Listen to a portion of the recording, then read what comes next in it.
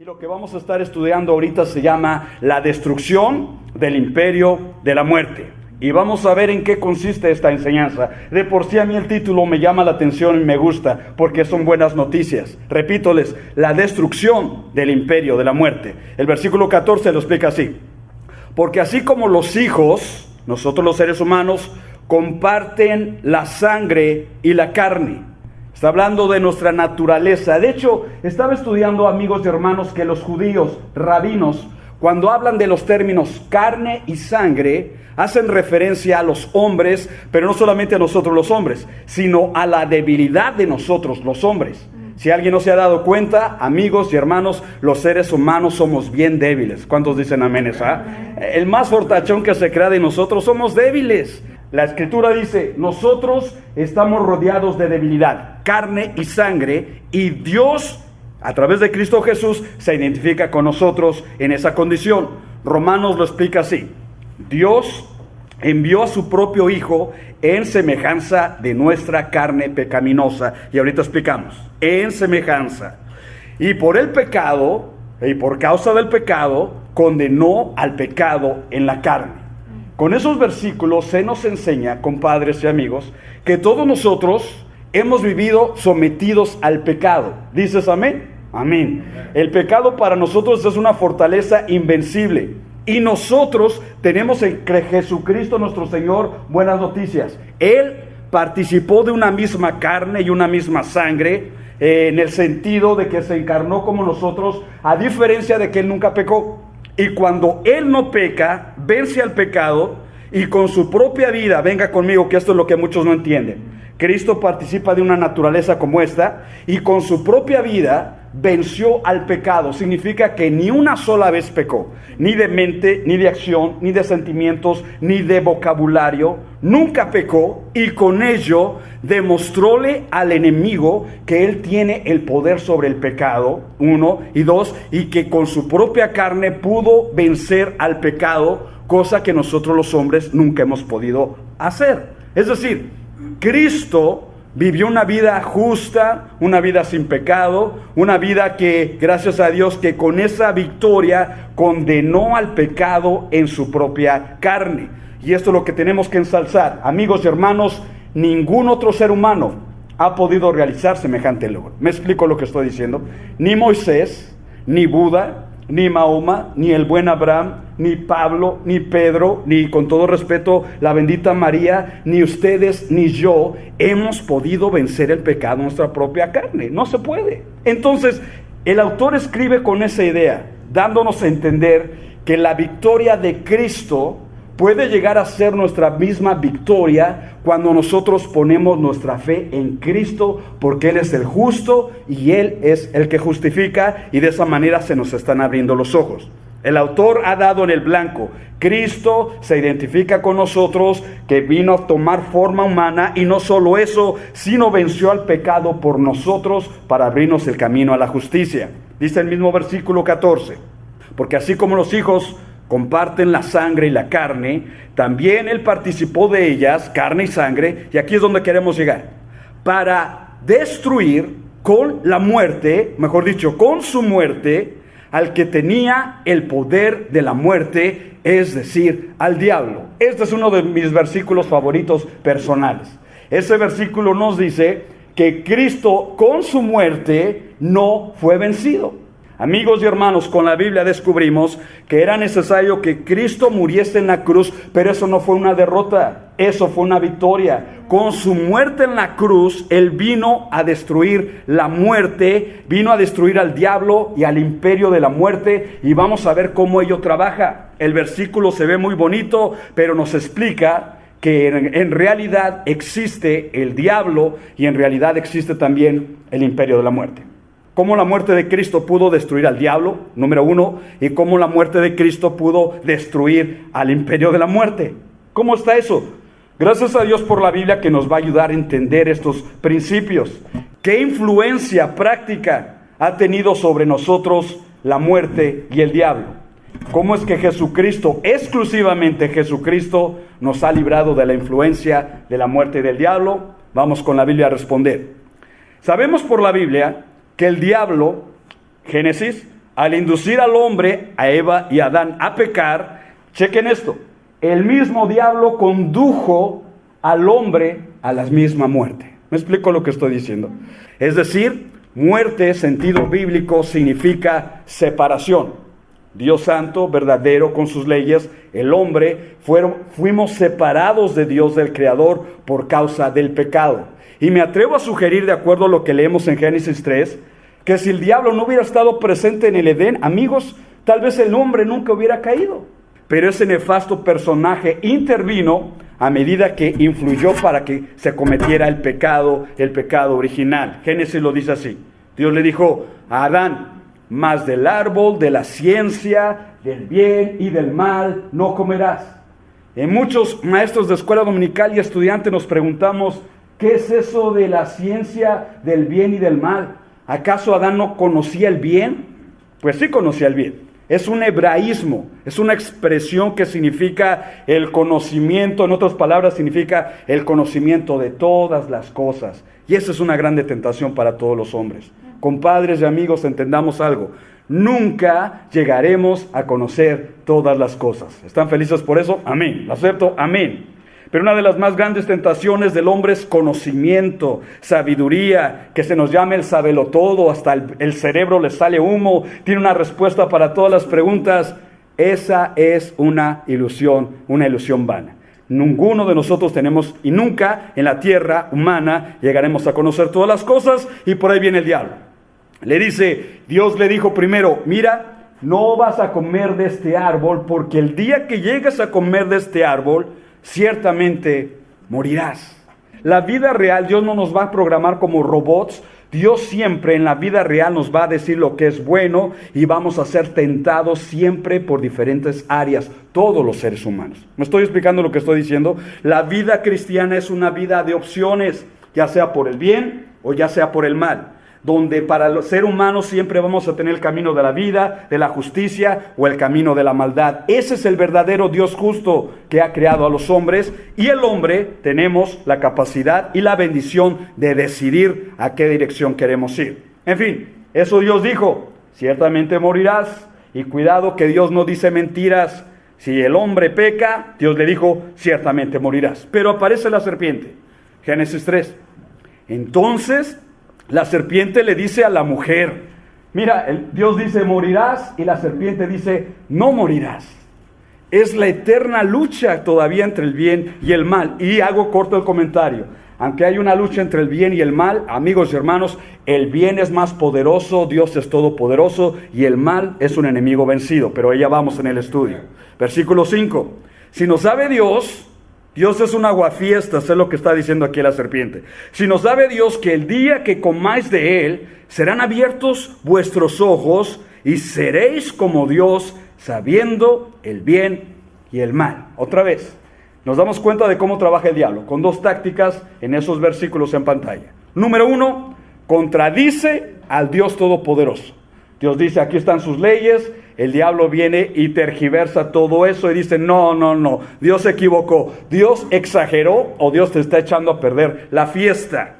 Número 2, el diablo añade mentiras doctrinales y sus mentiras hasta nuestros días se están pegando. La doctrina de que podemos ser dioses. Los mormones se cargan esa doctrina, la nueva era se carga esa doctrina, algunos predicadores de la prosperidad se cargan esa doctrina en las iglesias presentes que se llaman cristianas. Somos pequeños dioses en la tierra, hermanos. Eso es teología totalmente reprobada. Nosotros no somos dioses, no conocemos todas las cosas, sino que debemos estar agradecidos que Dios sí nos ha dado inteligencia, nos ha bendecido, pero nunca podremos ser igual al Creador, Dios Todopoderoso. Esa fue la mentira del diablo. El resultado, Adán y Eva se tragaron el anzuelo. El resultado, Dios dijo, van a morir. Entonces ellos murieron. El profeta Ezequiel denuncia, he aquí todas las almas son mías, como el alma del Padre, así el alma del Hijo. Y aquí dice, el alma que pecare, esa morirá. Wow, ¿significa que Adán y Eva murieron? Yes, murieron. Primero espiritualmente y después físicamente. Sabemos que Adán vivió 930 años y murió. Ese no era el diseño de Dios, pero llegó a morir físicamente. Compadres y amigos, Antes de morir físicamente, Adán ya había muerto espiritualmente. Había quedado separado de la presencia de Dios. Y la Biblia es bien clara. El alma que pecare, esa misma alma va a morir. Romanos lo denuncia de igual manera. Porque la paga del pecado, dilo conmigo, ¿qué es? Muerte. Y muerte es separación, ya lo vimos al inicio del estudio. Entonces vemos la implicación. Me atrevo a repetirles otra vez que si el diablo no hubiera estado presente en esa escena de la tentación, de la caída original, tal vez el hombre nunca hubiera pecado, tal vez el hombre nunca hubiera caído. Y de esa manera entendemos por qué Cristo en el Nuevo Testamento dijo, el ladrón no viene sino primero a matar, a hurtar y a destruir. Esa es la obra del diablo, desde el Antiguo Testamento hasta nuestros días. Y lo podemos ver, hermanos y amigos, en la cultura donde estamos viviendo. El mundo está de cabeza hoy en día, sea Morelia, sea California, sea Europa, sea el Asia, moralmente estamos de cabeza. El hombre es un gigante tecnológicamente, pero un enano moralmente, y lo estamos viendo con nuestros ojos. El resultado del pecado es la muerte por la intervención de un ser maligno que la Biblia identifica como diablo y Satanás. Ahora, ¿cuál es la implicación de esta lección para cada uno de nosotros? Eso es distinto. Porque una cosa es leer acerca de Adán, una cosa es leer acerca de Eva, pecó y bueno, pero otra cosa es cuando tú y yo nos identificamos en la Biblia, esa es otra cosa. Cuando identifico mi biografía en la Biblia, cuando identifico lo que Dios dice y cómo lo dice para mí, bueno, esa es otra cosa y esa es otra historia. La Biblia, hablándonos a cada uno de nosotros, creo, y a todos los seres humanos que andan allá afuera ahorita, creo que nos habla y debemos abrir los ojos ante la realidad.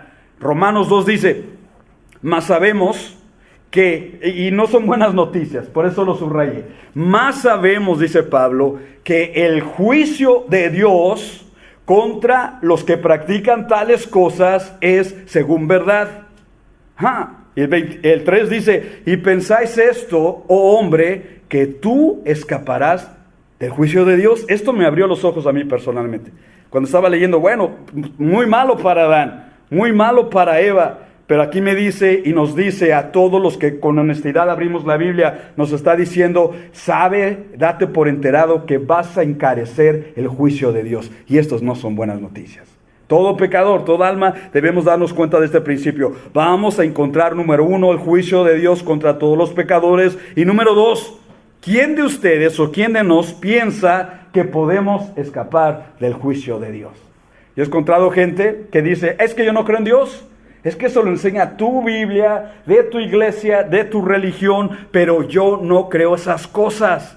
Este versículo ejemplifica muy bien la actitud de esa gente. Algunos se dicen ateos, y ser ateo es una conveniencia, ¿sabían?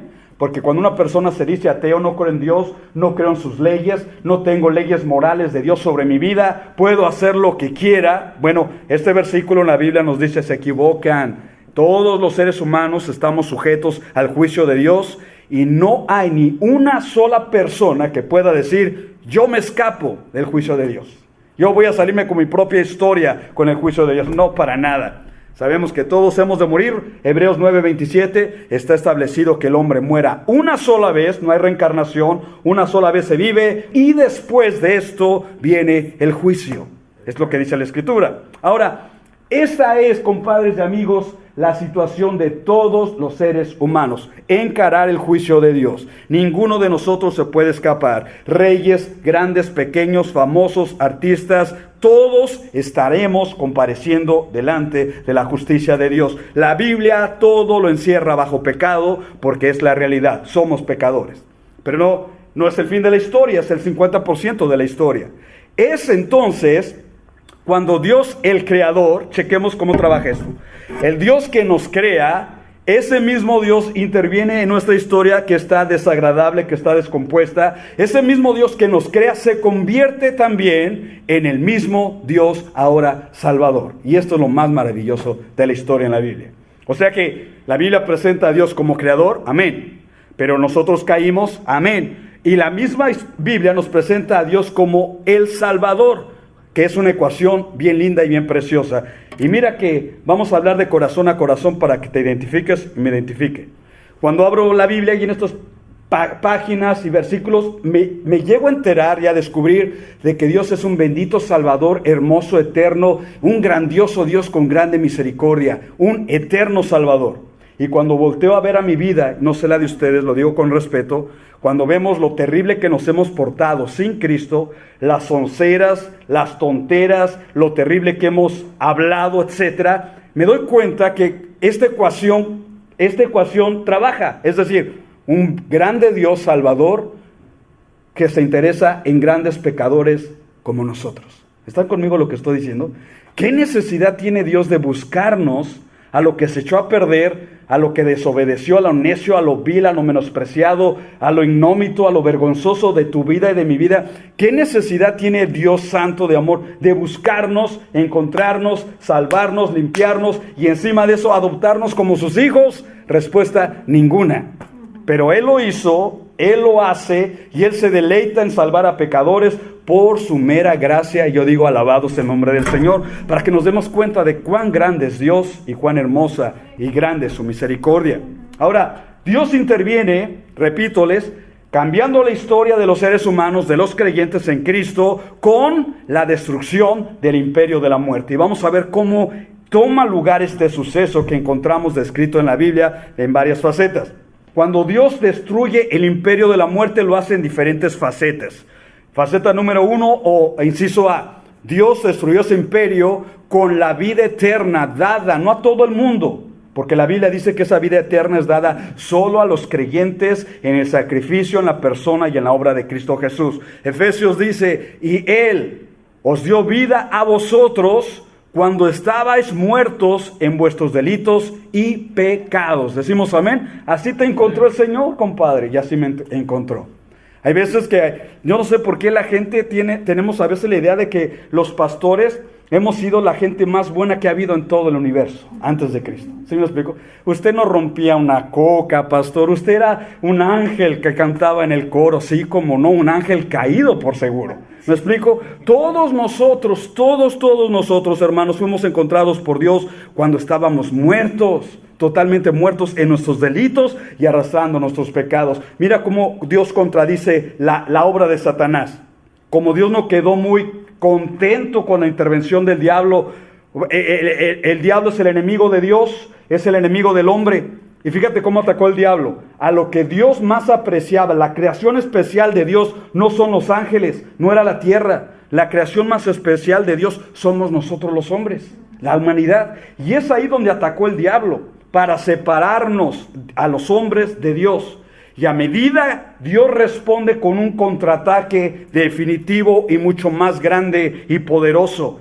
Donde el diablo intervino con muerte a través del pecado original, ahora Dios a través de Cristo responde con vida eterna para los creyentes que habíamos caído, que estábamos muertos, sí, que estábamos perdidos en delitos y pecados, sí, pero al momento de tener un encuentro con Cristo, de depositar nuestra fe en Cristo, amigos y hermanos, buenas noticias, el récord es borrado a cero por la justicia de nuestro Salvador. Y yo digo, esas sí son buenas noticias. Pablo describe esta realidad, dice en 2 de Timoteo: nuestro Salvador, Cristo Jesús. Dicho sea de paso, solamente hay un Salvador oficial. Hay muchas religiones, amén. Hay muchos credos, amén. Hay muchos personajes religiosos, los hay. Pero el que salva, amigos y hermanos, es solo uno, y es Cristo Jesús.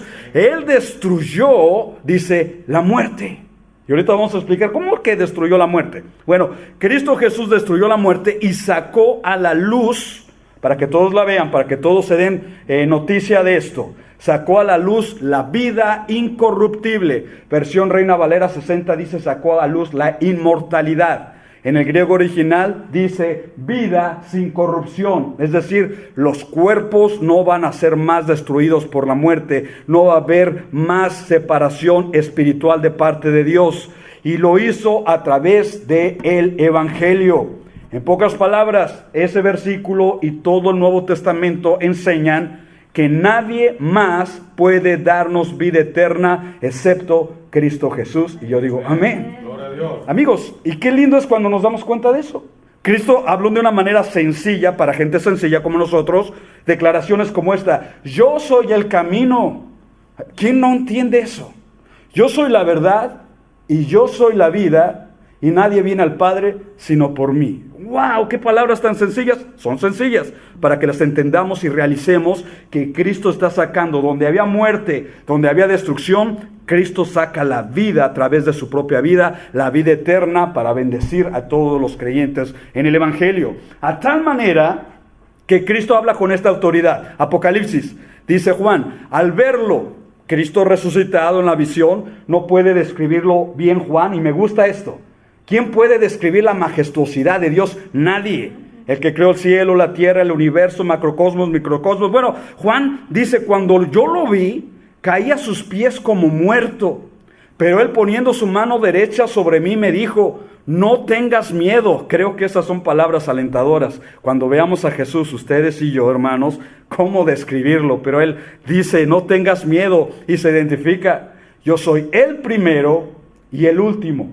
Alfa y Omega, creo, dicen varias versiones de la Biblia. El primero significa no solo que es el primero en el tiempo, sino que es la causa original de todas las cosas, amigos, compadres.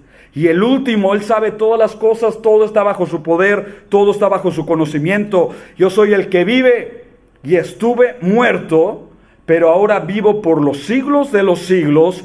Y aquí quiero llegar. Y tengo las llaves de la muerte y del infierno.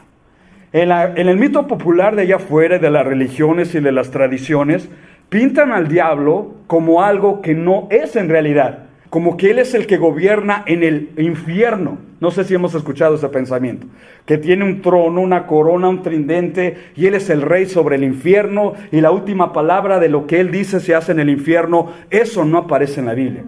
El diablo no es rey ni siquiera en el infierno. El que tiene la última palabra en el cielo, en la tierra y debajo de la tierra es Cristo Jesús, y alabado es su nombre por toda la eternidad. Él tiene la autoridad sobre la muerte misma y sobre el infierno, lo cual nos abre los ojos a nosotros a entender, amigos y hermanos, que Cristo Jesús, a través de su muerte, a través de su vida, ha dado vida eterna y nos da la seguridad de que escaparemos de la muerte y del infierno a los creyentes en el Evangelio. ¿De qué otra manera? Inciso B. ¿De qué otra manera Cristo destruyó el imperio de la muerte? Esto nos atañe a todos los que estamos aquí. A través de la reconciliación. La Biblia lo describe así. Y todo esto proviene de Dios. ¿Quién?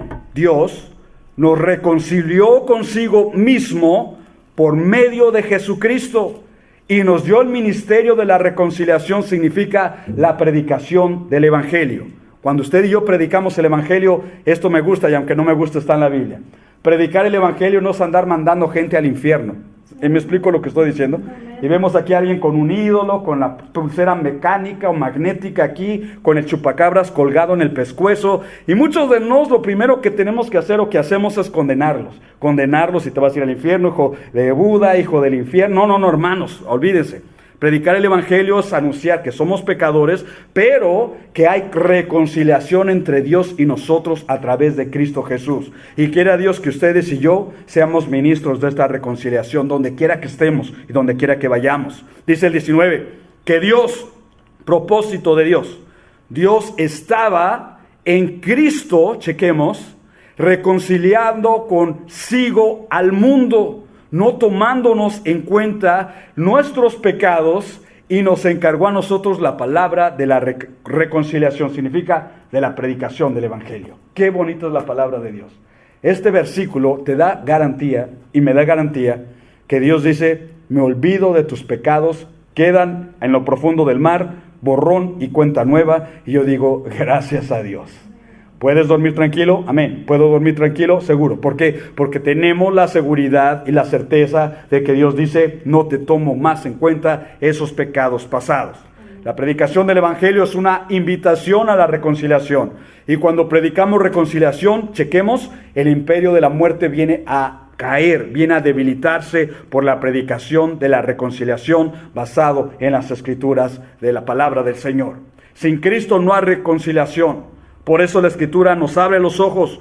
Dice, hay un solo Dios y un solo mediador entre Dios y los hombres, y su nombre es Jesucristo. Primera de Timoteo 2:5. Y con eso, repítoles, el imperio de la muerte viene a ser destruido cuando predicamos la reconciliación. Veamos cómo trabaja esto. Sabemos por la Biblia que somos hijos de Dios. Juan lo declara así, amados. Y checa el presente, el tiempo donde él explica, amados, ahora somos hijos de Dios. Y aún no se ha manifestado lo que hemos de ser, significando con ello de que todavía tenemos carne pecadora, todavía tenemos enfermedades, todavía envejecemos, todavía tenemos crisis, persecuciones, todavía. Pero hay una promesa, pero sabemos que cuando Él se manifieste, Apocalipsis, se revele, dice el original, cuando sea visible, cuando venga en segunda vez, seremos semejantes a Él, porque le veremos tal y como Él es. Significando con esto la Biblia, mire hermano, que aquí está el sol de justicia, que es Cristo Jesús, y nosotros al ver en ese momento a nuestro Salvador, cuando venga por segunda vez, seremos como un espejo, reflejando la gloria de su presencia, su imagen en nosotros, y buenas noticias, seremos por fin transformados, no más enfermedades, no más diabetes, no más vejez. Las hermanas pueden decir con gusto, Forever 21. Yo digo, gloria a Dios por eso, amén. Y eso está por venir, ¿ok? Miren, dice el tiempo, ahora somos, esto es presente, pero la Biblia también nos dice lo que pasó en nosotros en el pasado. Tito 3:3, porque nosotros también éramos pasado, éramos en otro tiempo. Ahora somos hijos de Dios porque pusimos nuestra fe en Cristo Jesús, el Cordero de Dios, pero con todo respeto hacemos evocación al pasado para darnos cuenta de la diferencia. Repito lo que dice en Tito, nosotros también éramos en otro tiempo, 20 años atrás, 30 años atrás, algunos 15 años atrás, cada quien tiene una biografía distinta, pero nos identificamos en esto. En otro tiempo fuimos insensatos.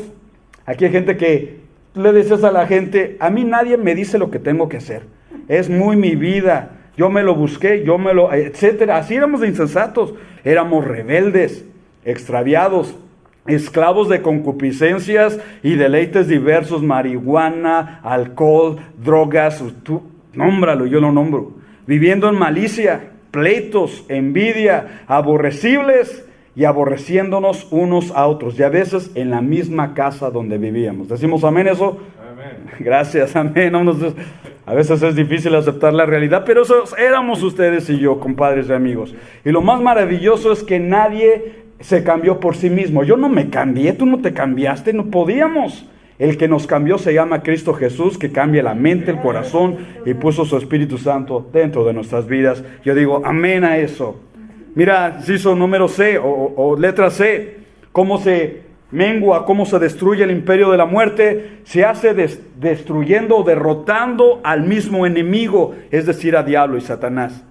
Había una promesa desde el tiempo antiguo, Génesis, pondré enemistad entre la serpiente y la mujer, entre tu descendencia, entre los hijos del diablo, hijos del mal, demonios y todo lo que pertenece al reino del mal. Habrá una enemistad entre su descendencia y la descendencia de la mujer, significando en este caso específicamente a Cristo, porque dice el contexto, Él, no ellos, Él, singular, que es Cristo, Él te herirá en la cabeza y tú, si ibas a atentar contra Él, pero tú lo herirás en el talón. Versión 60 dice el calcañar, pero es el talón. Esta es la primera profecía mesiánica, es decir, de Cristo. Está diciendo, y todos sabemos, una herida en la cabeza es mortal. Es una herida, es mortal. Una herida en el talón es simplemente, tú sabes, no es la gran cosa, se recupera. Y se cumplió la profecía. Cristo fue puesto en la cruz, es cierto, murió, pero 3 días después, Él se levantó de entre los muertos y vive y reina por los siglos de los siglos, y nadie más lo puede destruir, sino que al contrario, tomó las llaves de la muerte.